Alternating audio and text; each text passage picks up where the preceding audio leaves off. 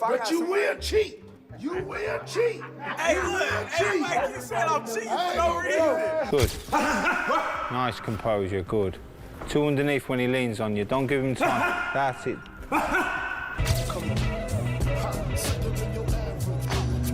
Terence Crawford visits Anthony Joshua's training camp before the Jake Paul fight, causing excitement in the boxing world. He carefully watches Joshua's workouts and spends time around the camp. Their time together shows how serious Joshua is about this fight, as he brings in top fighters to help him improve. Having a pound-for-pound star there adds extra focus and intensity as fight night gets closer. Good.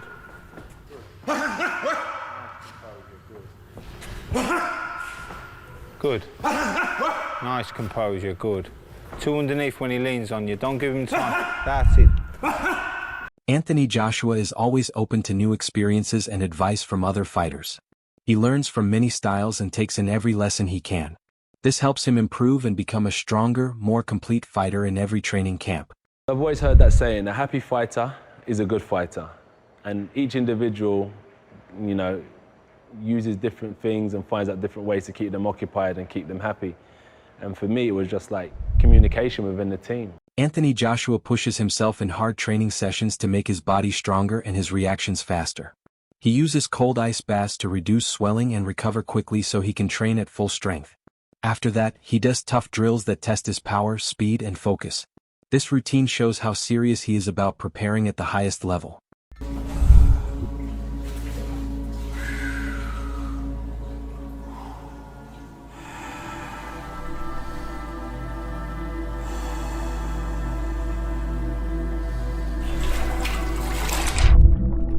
Wade Clemens, a combat sports analyst, gives a strong opinion on how Anthony Joshua should fight Jake Paul. He says this is not a fight where Joshua should take his time or try to entertain. Wade believes Joshua should finish the fight quickly and with purpose. He explains that a heavyweight like Joshua cannot afford to give Jake Paul extra time in the ring. Letting the fight go longer could raise questions and hurt Joshua's image. Wade feels the best move is to end the fight early and protect his reputation. With so many people watching, he says Joshua must set the tone from the first bell. Joshua has the size, skill, and power, and Wade insists a fast finish is the smartest way to handle this fight. I believe it'll be, which I think could be a little bit of a feeling out first round for AJ too, then Jake wins to me. And I know that sounds like, oh, but it's true, bro. AJ shouldn't be going rounds with Jake. He just shouldn't. That's a two-time world champion. You know what I'm saying? Olympic gold medalist, gold medalist, two-time world champion. You shouldn't be going rounds with Jake. Jake hasn't fought anybody in, I don't know where they currently rank Tommy Fury, but he hasn't fought anybody in the top 50 in any weight division he's participated in. Mm-hmm. So if that guy's going 3, 4, 5, 6 rounds with you, cooked. But I think if you're putting money on it, I would say AJ, round 3 maybe.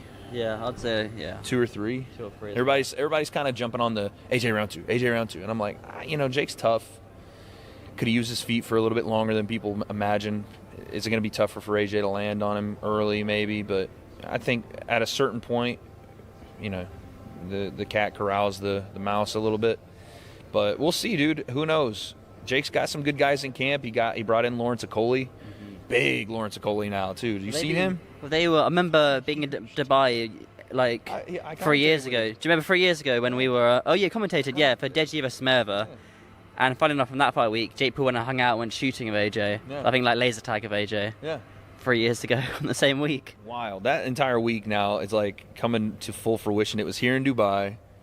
It was Jake on commentary, first time I had met Jake, talking shit to Tommy Fury.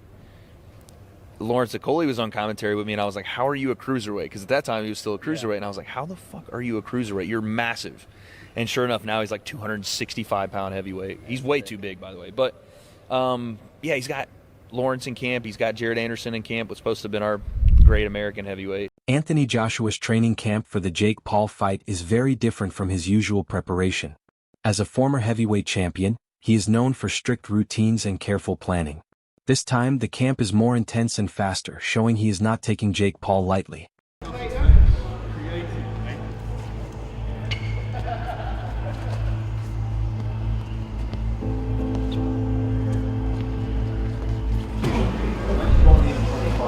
Anthony Joshua's weight reveal at about 110 kilograms, or 243 pounds, became a big topic.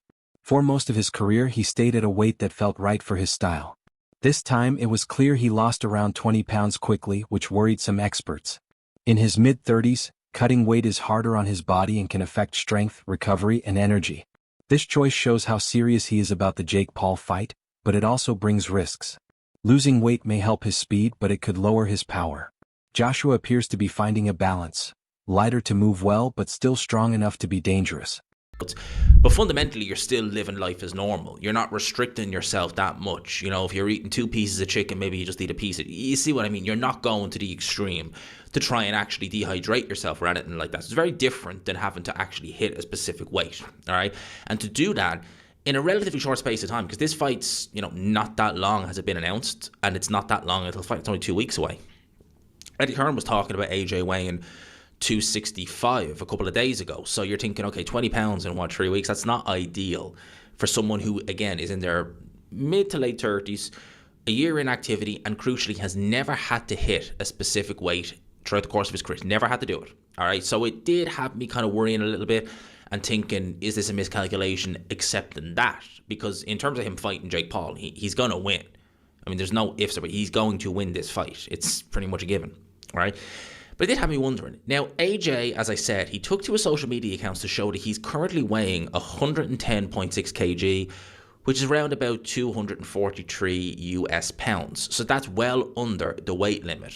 So a lot of people are saying, slam dunk, it's done. Well, I got a few questions on that, because you do have to ask these questions. You're talking about Anthony Joshua, who over the course of the last, 3 years has been solid in the 250s.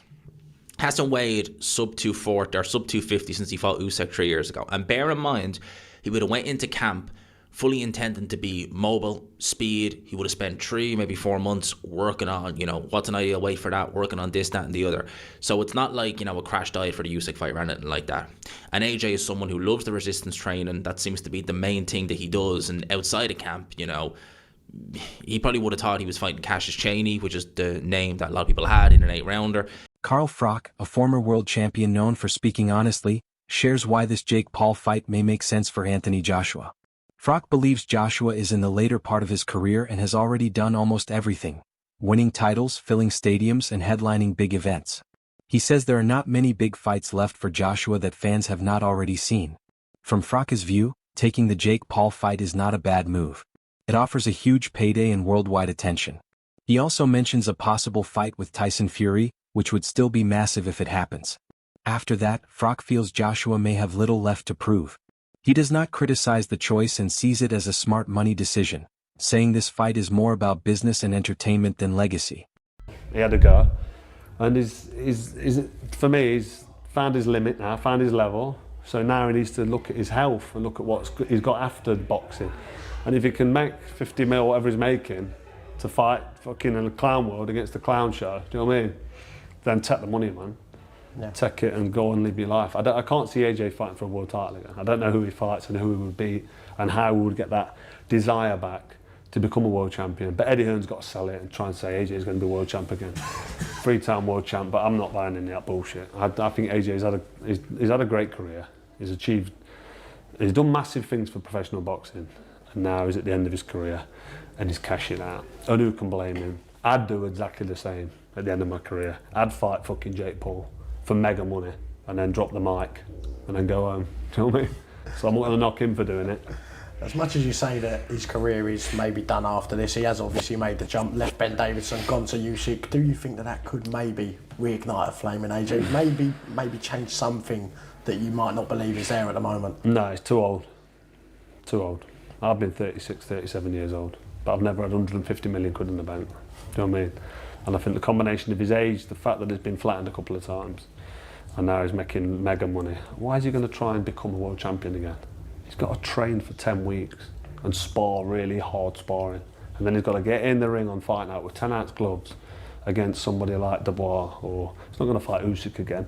Maybe he sticks around and fights Tyson Fury, because that's another commercial mega fight, which is actually fighting somebody who's on the same level.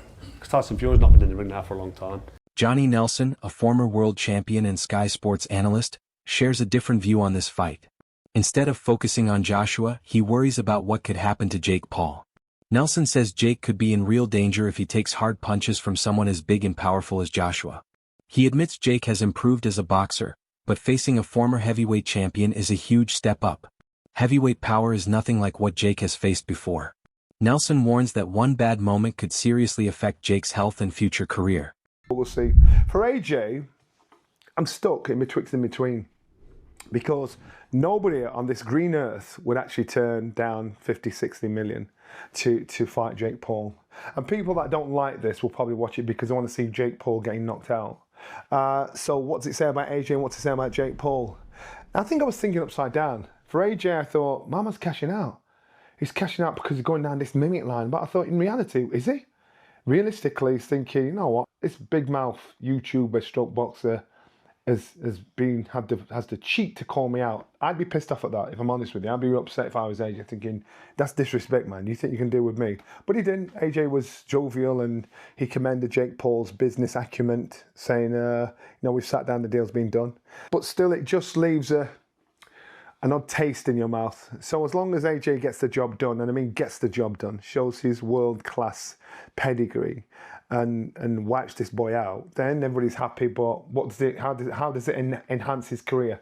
The only way it enhances his career is financially. That's it. No other way. There's no props from beating Jake Paul, apart from saying, thank God you shut him up. For Jake Paul now, I got to give this boy props because he now has our attention and the whole world is talking about Jake Paul. I want to say a big thanks to our sponsors, Bet Goodwin, for supporting That Boxing Show. Now, if you're interested in having a little flutter, or as I call it after my dad, Benji's Bets, Bet Goodwin's the place to be. Check out Bet Goodwin using the QR code on the screen.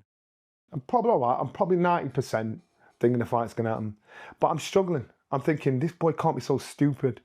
But then you hear a whisper. You hear a whisper that Jake Paul himself might be cashing out. Because the big purses that he's pulling, fighting these has-beens or ex-fighters, they're dropping slowly but surely. So maybe, just maybe, this might be his last fight.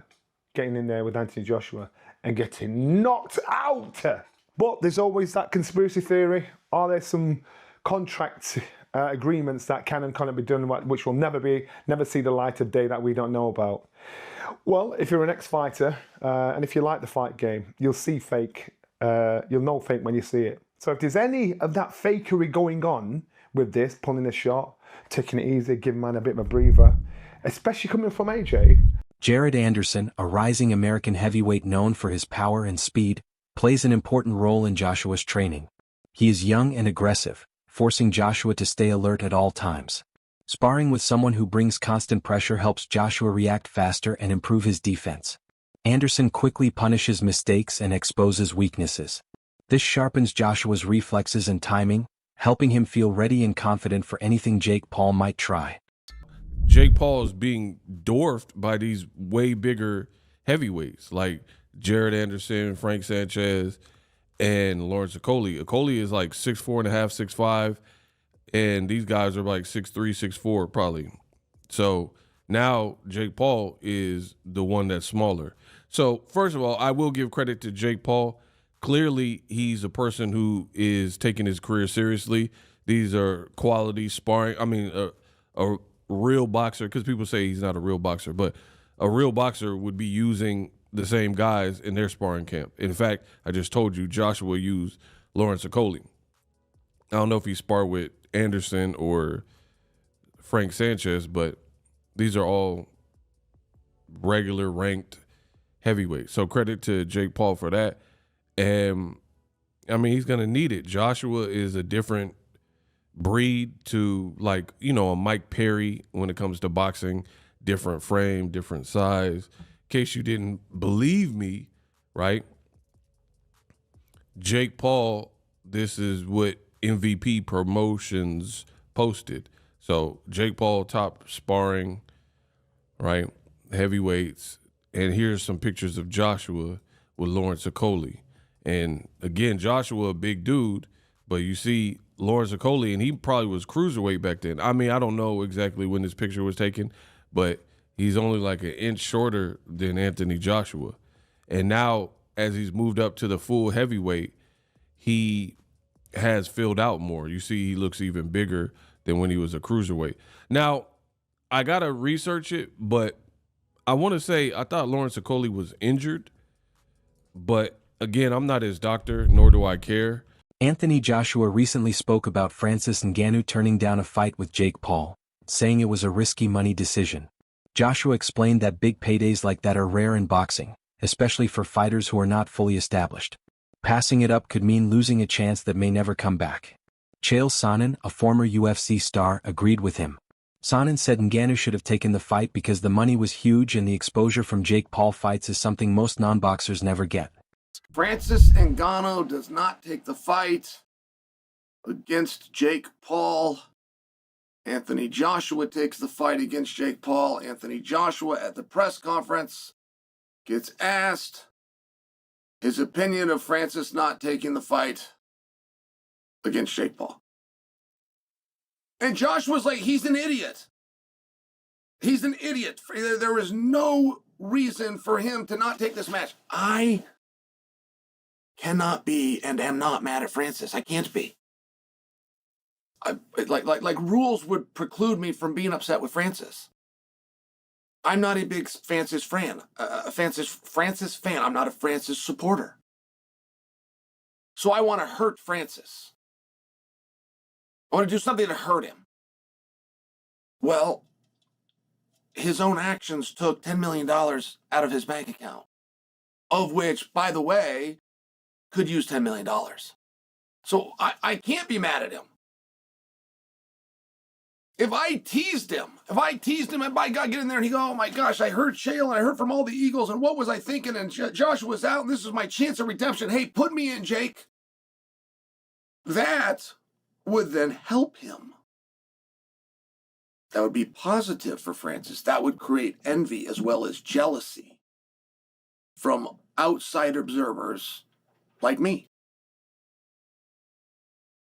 But I will tell you, trying to break down and understand how we got to this conclusion is mind-boggling. You ever met a writer? Your whole life, have you ever met a writer? Maybe went to college for it and they're a writer. Do you want to know the hardest thing in the world that person's going to have to do to make money? Find somebody to pay them to write. It's very, very rare. That's all for today's video. Stay tuned for the next one.